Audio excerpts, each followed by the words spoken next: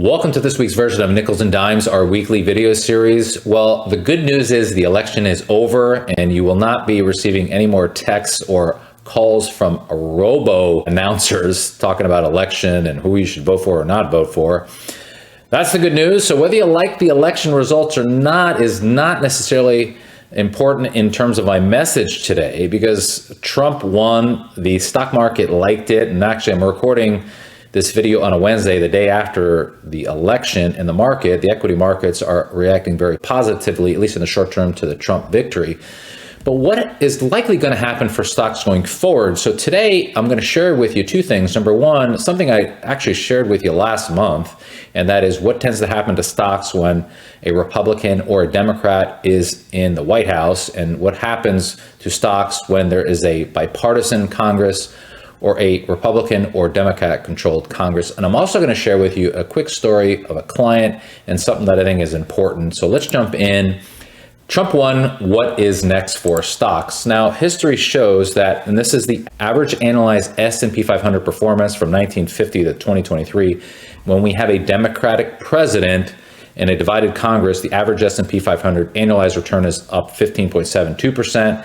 When we have a Republican president with a Republican-controlled Congress, the average annualized return of the S&P is not as good, is up 11.70%. Now, certainly there is no guarantees, but odds favor, at least based on what we're seeing, is, of course, Trump's going to win. He's now the president-elect, but we're likely going to see a Republican-controlled Congress. They're going to likely control the Senate now and at least take a few more seats in the House. So that is not as good for equity markets, even though the markets are reacting very positive now over the term. Again, when we have a Republican president or a Democrat president, you know that the stock market tends to appreciate. So what I'd like to share with you today, not only is that data, but what's important is how you respond to what's going on. So for example, I want to share a quick story.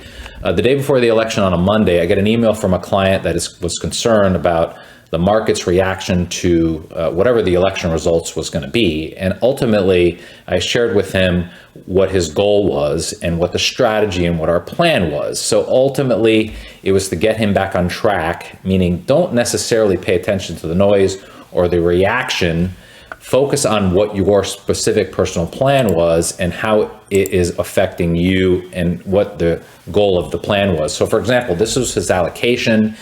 He's nearing retirement and his equity exposure is on a relative basis very low. And you can see he has a large portion of cash, bonds, and the other is some precious metals, some real estate, and some hedge strategies. So I got him focused right back on his goals, his asset allocation. And he asked me, should we make any changes? And my simple answer was no, because I felt based on what he was trying to accomplish and where he was in terms of his nearing retirement, I didn't think we should make any changes.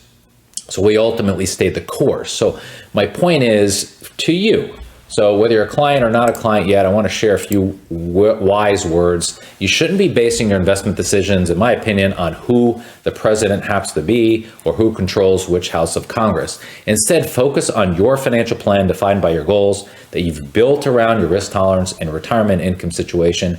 And in the context of market, how the president or Congress affects prices is just noise. Irrespective of what you think or whether you like the election result, we cannot control it. That's the reality of the situation. What you can control, though, is how you have your portfolio allocated, have an understanding of your risk tolerance, and whether you put together a game plan or not. If you have put together a game plan, certainly my suggestion is to stick with that game plan. Of course, you can make adjustments in time, but do not react emotionally or do not react to a headline, because you might make a big emotionally negatively affecting investment decision. So all that to say is focus on your goals, focus on your game plan, and don't make emotional mistakes, because in my opinion, that will likely hurt you.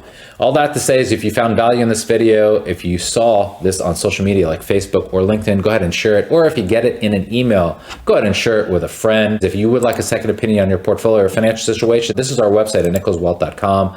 You can go on our website, click on request an appointment, fill out the information, and one of our advisors will reach out to you and answer your questions, give you a second opinion, and help you get clarity and confidence in today's rising stock market. Thanks again for watching. Bye-bye.